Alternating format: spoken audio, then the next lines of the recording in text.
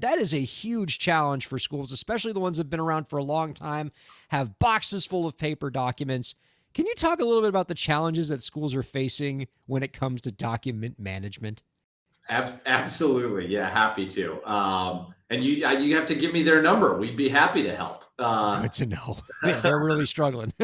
Not alone in that challenge. But no, I think the document management, and really it's a paper management problem in a lot of ways, is one that, people don't necessarily think about the burden it places on educational institutions in the United States.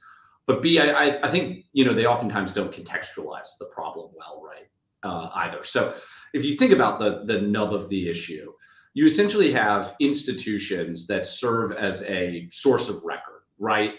Our K-12 institutions in the U.S., and it varies a little bit by state, but ultimately have these really, really, serious record retention policies that they're required to adhere to. So it'll vary by, document type, but a lot of times in the case of the student record, which is oftentimes the longest retained, depending on the state, the school district may have to store and keep a copy of that record or that student transcript at a minimum, often, for an undisclosed or an unending period of time, right? Yeah. In a lot of cases, retention is infinite.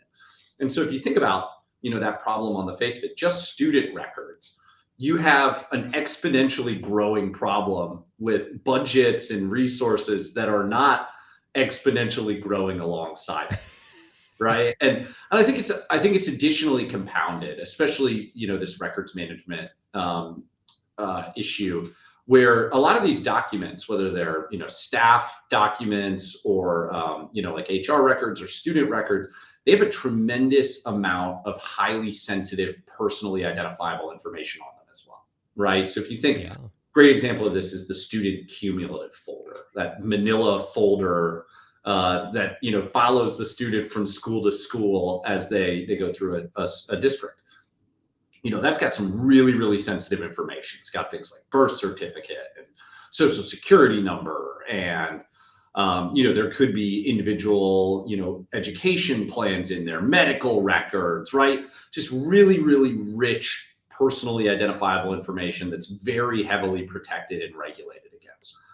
Yeah, and it's only gotten, I would say, in the last few years, more regulated and Yeah, more stringent in terms of the record keeping and privacy obligations of K-12 schools. So not only is the number of records going up with each year, with each new group of students that are being brought in and graduated, but the obligations and the bureaucracy and the requirements that you have to adhere to with these retained documents are only becoming more significant for schools. absolutely.